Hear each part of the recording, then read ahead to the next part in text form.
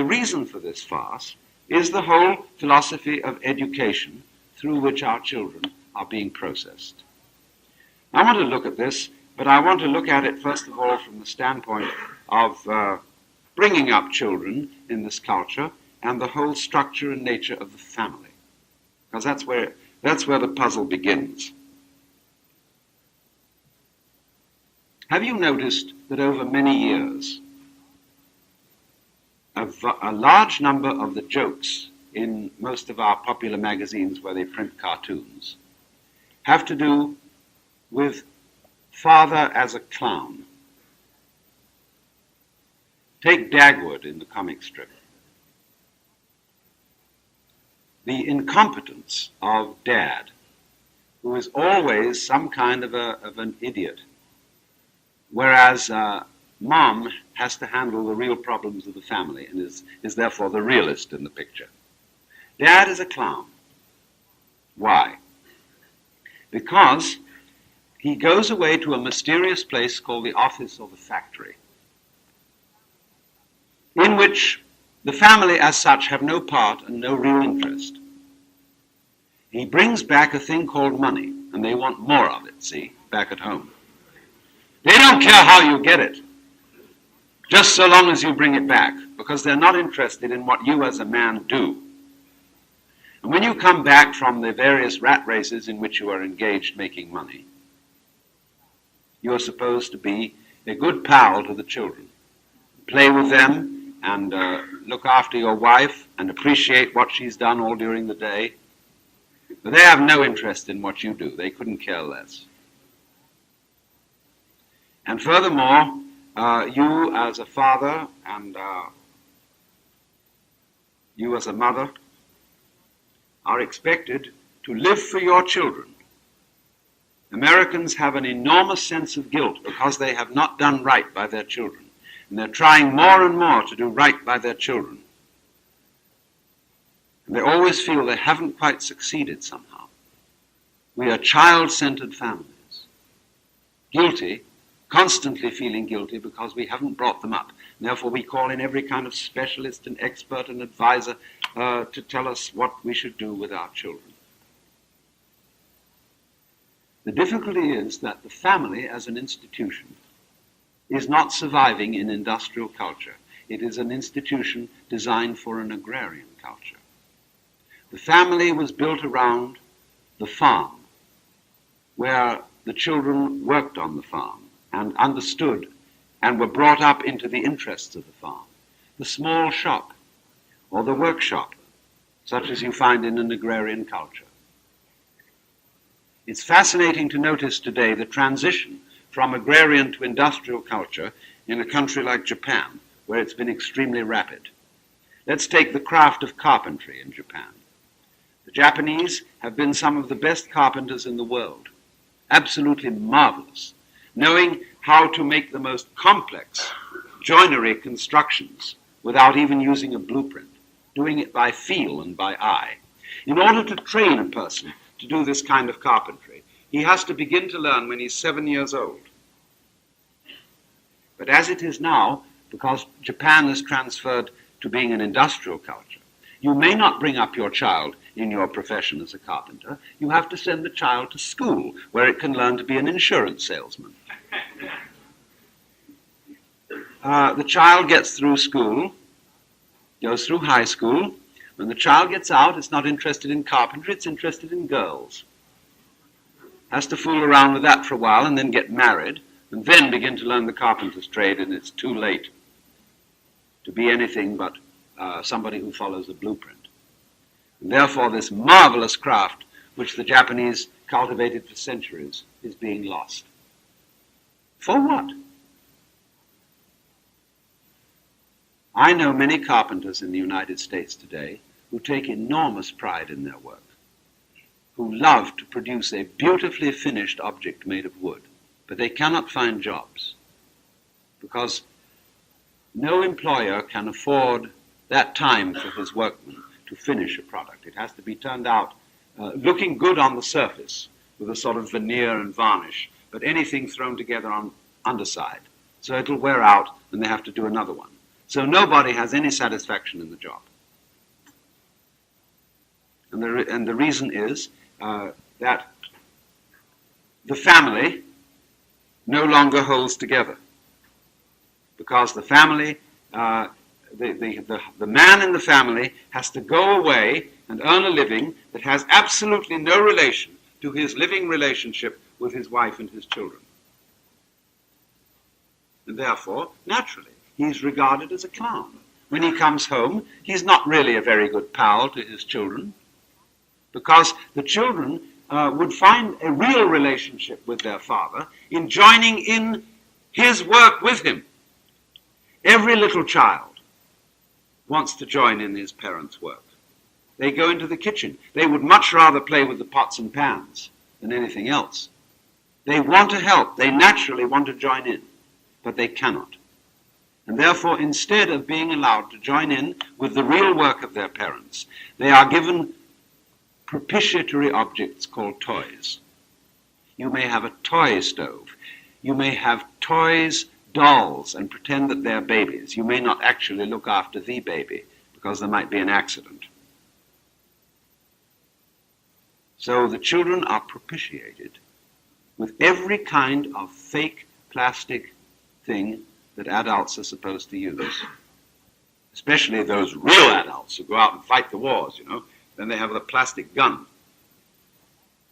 And the children are not satisfied with this. They are absolutely frustrated with it because all these toys fall apart in a hurry. They don't really work. They don't do what's expected of them. They are not real. And the child knows they're not real. And you should see Christmas Day. When you really think about Christmas Day in the average family and realize that after the children have opened all their fake presents, which were dolled up to look as if they were the treasures of princes, and they get the plastic toys and they find everything doesn't work. And by time for Christmas dinner, they're in a screaming tantrum because they know inwardly that they've been insulted. They are not allowed to participate in the real world. You are children. See? You don't really count. And so as the whole educational process continues, they are educated for unreality, for non-entity,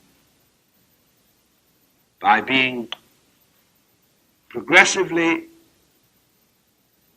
fooled. You see, it works like this. You know this story of the donkey who has a carrot suspended in front of him, and it's attached to a stick which is fastened to the donkey's collar. So we'll always chase it, but never catch it. So this is what we do. We send a child into kindergarten, and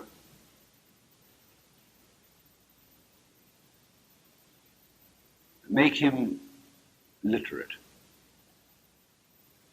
more or less. Run, spot, run, and all that. And then the inducement is, if you learn this, you'll get into first grade. And wowee, if you do well there, you get into second grade. And so some of the kind of a come on. See? You'll go through the step-by-step educational process, and there's going to be a big event when you get out of grade school and you go to high school. And the pace is coming on now, see? And you're going to get step-by-step up through high school because of something at the end of the line. You haven't got it yet. But there's a thing coming. Go to college. Whew. Made it that far. And step by step you go on, and you get to graduate school. If you're smart at this point, you stay there.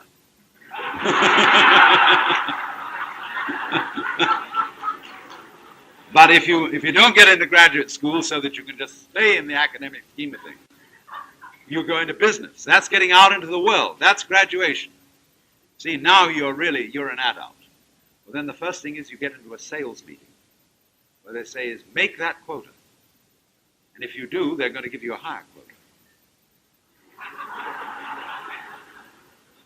And that thing is at the end of the line, it's there, and all the advertisements say, well, by the time you earn this and get that, you'll be able to have the right kind of car, the right kind of speedboat, the right kind of track lot, the right kind of clothes and everything, the right kind of drinks, and you'll be there.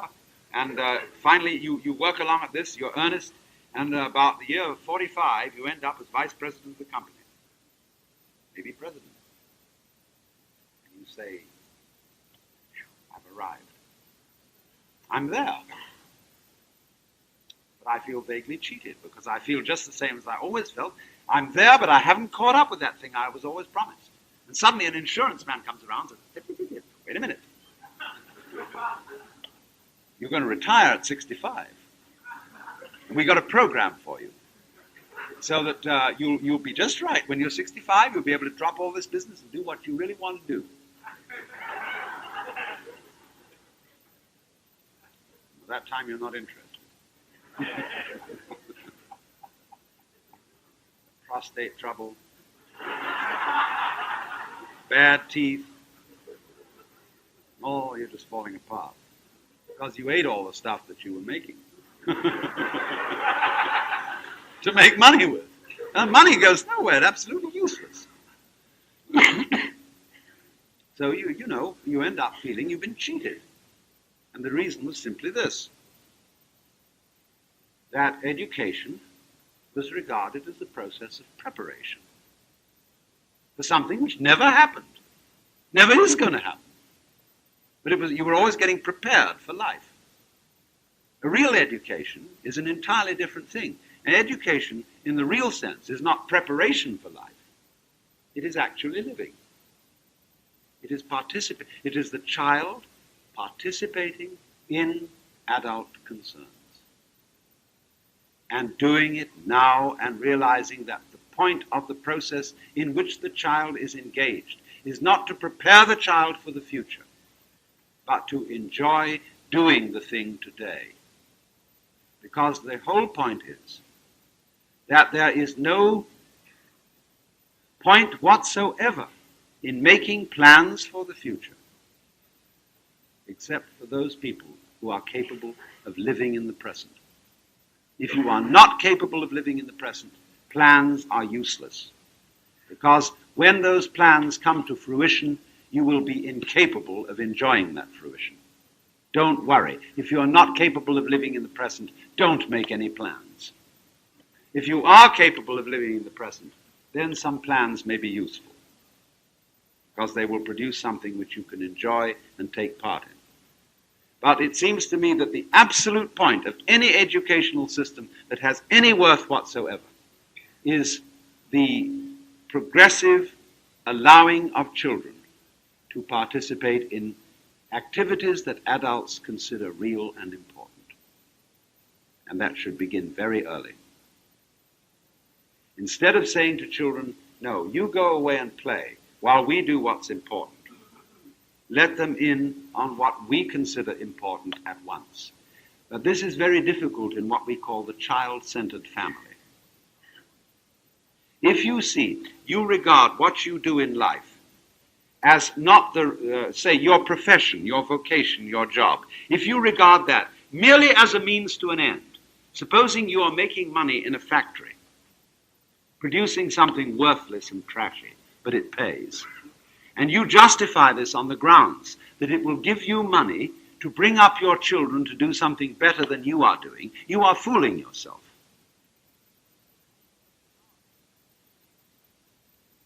Because your child will copy you. And if you exist simply to bring up your children for something better than you have, then your children will do nothing but exist to bring up their children to do something better than they have. And they'll always be frustrated. If, on the other hand, you are doing something in life, you have a vocation, a work which you're doing, which you are really interested in and which you thoroughly enjoy, and it's this that you live for and not for your children, then your children will catch your enthusiasm. And they, in turn, will find something that they can live for and be really interested in, and in turn, their children will become interested in it. But we are, unfortunately, a culture, because we always have the sense of guilt that we haven't brought up our children properly. We do everything possible we can, theoretically, for the good of the children.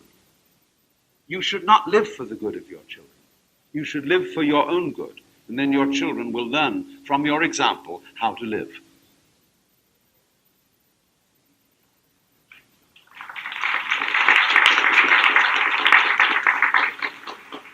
So then, education then is a progressive letting of children in to adult life, not a preparation for adult life. The whole idea of preparation should be discarded. There is simply increased participation in what we're doing. I have just come from Mexico, from a very primitive area, where the educational system is sloppy, thank goodness.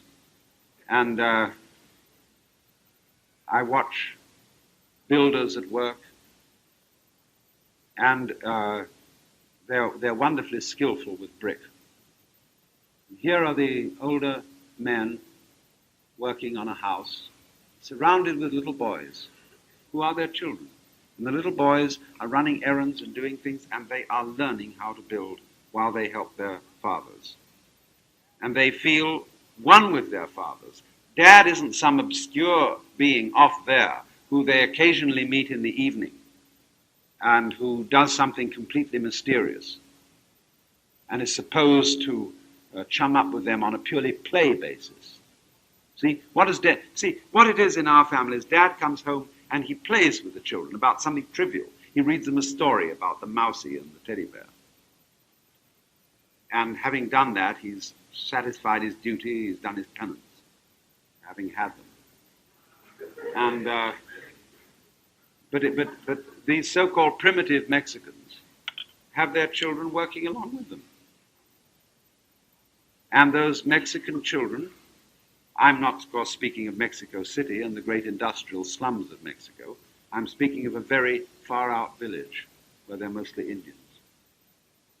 Those children are not children in the sense of cutie children. They're little men, the boys are, with a curious competence and a curious wisdom. Little men who can be trusted to do all kinds of things, but they are really related to their parents because they are engaged in the same work as their parents. But you see, we have abandoned all responsibility for our children by sending them away to be educated by other people and other children, especially by other children. All equally, it's the blind leading the blind. And so we are increasingly oppressed by guilt that we somehow haven't done right by our children. And we want to give them the best that we can have. But the whole trouble is we are, may I say, ass backwards. We are living for the children with nothing to give them because we do not have a real enthusiasm for our own vocation or profession or whatever it is in life. If you make it central, the idea of the Hindus of yosvadharma, or in the Christian terms, vocation, and that's the thing you really live for, not children. If you really have that with you, the children will catch it from you and be inspired by it and join in with it. But the problem is, you see, that in industrial culture, there are very few opportunities to bring about that state of affairs. Imagine going to the bank and bringing your children along with you to peek over the counter while you hand out the cash, put in the checks. You see, in any important thing we do, we get rid of our children. We get the babysitter. And when we're going to have fun in the evening, get the babysitter and keep the children out of it, for heaven's sakes. And this is simply symbolic of the fact that children are utterly excluded from real life. And they are put in these completely artificial schools where they learn to be cerebral and merely literate. They learn nothing of the fundamental art of handling matter. And so I would think what I'm saying is that we need an education which brings us back to nature in the sense not of the birds, the bees, and the flowers, and all that sentimentality, but of being focused on the material present. And knowing that this is where you live, and this is what you have to deal with. To be completely related to the physical, natural, material, or whatever you want to call it, here and now. To know that's the only place you live. You don't live anywhere else. And to be able to live richly and fully in that situation, instead of constantly preparing children for something else later altogether.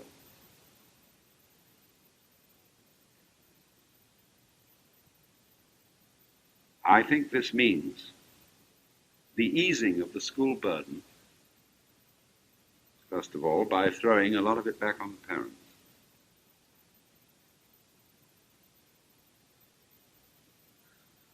The school system is a huge babysitter system.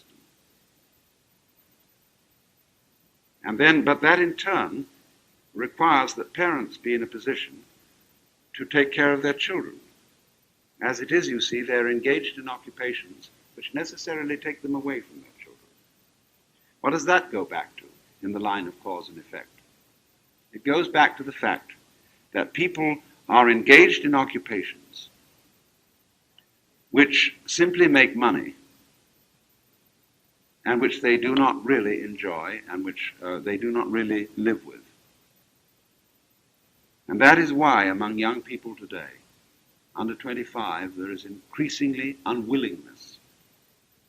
Corporation job hunters, people who are looking for bright talent for the corporations going around our colleges today are having an increasingly difficult time, because the brighter the student, the less they want to get involved in the traditional kind of corporate life, because that completely takes them away from any form of work which will involve the participation of the woman they love and the children they love. So people are looking for ways of living whereby they don't live this fragmented, abstract work life that is completely cut off from all the rest of their truly human associations.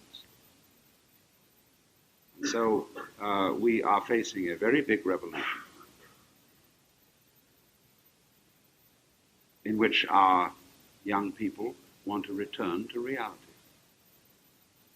And even though what they do may make very little money, it will at least have the satisfaction of being an actual relationship to the real world in which we live now. I don't know the detailed answers to all that, but this is what is coming. It will be very disruptive of things as we know them. But better by far,